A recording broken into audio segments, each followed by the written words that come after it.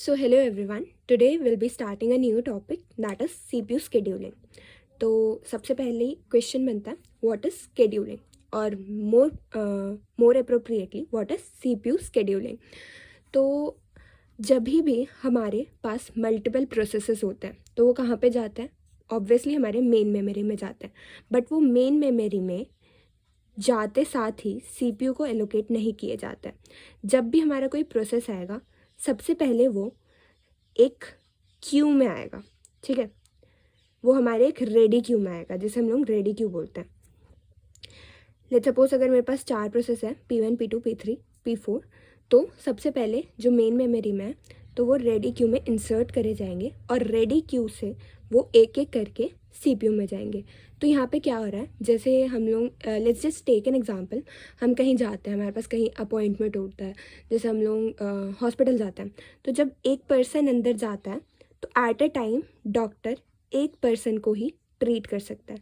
Similar scenario यहाँ है कि एट अ टाइम CPU केवल एक प्रोसेस को ही एग्जीक्यूट कर सकता है, उसकी प्रोसेसिंग ही कर सकता है. तो यहाँ पे क्या होगा, अब scheduling CPU scheduling basically means कि किस टाइम इंटरवल पे और किस तरह से हमें प्रोसेसेस रेडी क्यू से CPU में घुसाना है. ओके, मतलब अगर हमारे पास नंबर ऑफ़ प्रोसेसेस हैं, 5 प्रोसेसेस है, तो कौन सा प्रोसेस पहले जाना चाहिए, कितने टाइम के लिए जाना चाहिए, कौन सा उसके बाद जाना चाहिए. So this is called as CPU scheduling. तो हमारे पास बहुत सारे तरीके की स्केड्यूलिंग होती है. So the very basic and first one is the FCFS, that is first come first serve. तो इसके नाम से ही पता चल रहा है कि FCFS में क्या होता है कि process which come first will be executed first. Means जो भी प्रोसेस हमारे पास पहले अराइव करेगा वही पहले एग्जीक्यूट करेगा. और एक बहुत इंपॉर्टेंट चीज़ है इसमें, दैट इज़ मेंशन्ड हियर कि it is a non pre-emptive. Pre-emptive का मतलब हमें ऑलरेडी पता है कि हम जब भी फोर्सफुली किसी चीज़ को बाहर निकालें, मतलब फोर्सफुली किसी भी प्रोसेस को अगर CPU से बाहर निकालें तो वो प्रीएम्प्टिव होगा. बट हेयर हम लोग फोर्सफुली नहीं निकाल सकते. मतलब जब भी कोई प्रोसेस CPU के अंदर जाएगा तो वो अपना प्रोसेसिंग कंप्लीट करके ही बाहर आएगा, हम उसे आधे में बाहर नहीं निकाल सकते. सो this is the meaning of non pre-emptive scheduling. Okay, so basically इसमें ना एक हमारे पास क्वेश्चन रहता है तो वो सॉल्व करने के लिए आता है. And there is one more term that is Gantt chart. It is basically the representation. Here this is the definition. This chart shows how a process is being executed. मतलब कब कौन सा प्रोसेस हमारा CPU के अंदर जाएगा, कितने time के लिए जाएगा. So let's just solve one question. So this is a question जहाँ पे हमारे पास 5 प्रोसेस है, that is P1 P2 P3 P4 and P5. तो हमारे पास 2 चीज़ें गिवन रहेगी. The first thing is the arrival time and the second thing is the burst time. तो सबसे पहले इन दोनों की डेफिनेशन देखो. What is the arrival time?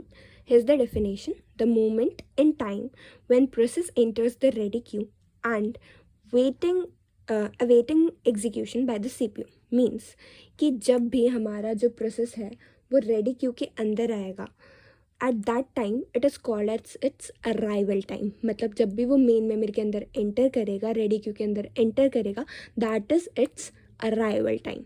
Now the second term is the burst time. So burst time in simple words is only कि जितना time हमारा CPU किसी प्रोसेस को एग्जीक्यूट करने में लगा रहा है, that is called as burst time.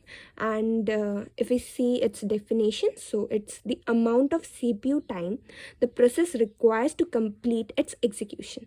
Okay, so जब भी हमारा कोई क्वेश्चन आएगा, we have 3 things: the processes, the arrival time and the burst time. So let's just solve this question. So yeah, so here we can see that process P1 is coming at 0th time, P2 at 1, P3 at 2 and P4 at 3 and P5 at 4. So let's just solve it. So what we know कि हमारा जो timer है obviously वो 0 से start होगा. तो अपन को क्या पता चल गया कि 0 पे हमारे पास एक प्रोसेस ऑलरेडी अवेलेबल है. कौन सा है वो? That is the P1. So we can put it here. मतलब फर्स्ट टाइम पे पहले हमने CPU को कौन एलोकेट कर दिया, CPU के अंदर हमने क्या डाल दिया, हमने P1 को डाल दिया। अब हमने एक और चीज़ पढ़ी थी कि ये हमारा नॉन प्रीएम्प्टिव है, मतलब P1 तब तक बाहर नहीं निकलेगा जब तक उसका एग्जीक्यूशन पूरा नहीं होगा।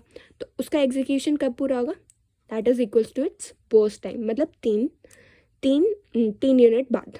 तो ऑब्वियसली यहाँ 3 यूनिट बाद। अब हमें दिख गया कि हमारा टाइमर 3 तक पहुँच गया। तो 3 तक क्या क्या चीज़ें इंटर कर चुकी है, क्या क्या इंटर कर चुकी है अपने रेडी क्यू में। अपना P2 आ चुका है, P3 आ चुका है और अपना P4 आ चुका है। सो अब नेक्स्ट थिंग क्या होगी, फर्स्ट कम फर्स्ट सर्व। इसके नाम से पता चल रहा है हमारा जो स्केड्यूलिंग थी that is the first come first serve. तो ऑब्वियसली पहले कौन आया, P2, so will put P2 in the CPU। Okay, अब प्रीएम्प्टिव है तो इसका burst time, so 3 + 2 5।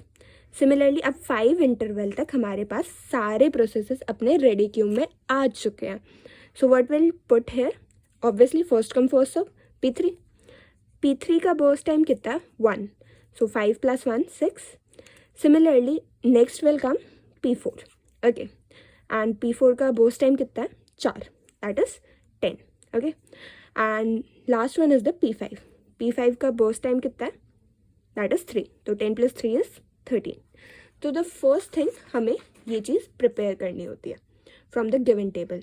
Now we have 3 more terms, that is the turnaround time, the completion time and the waiting time.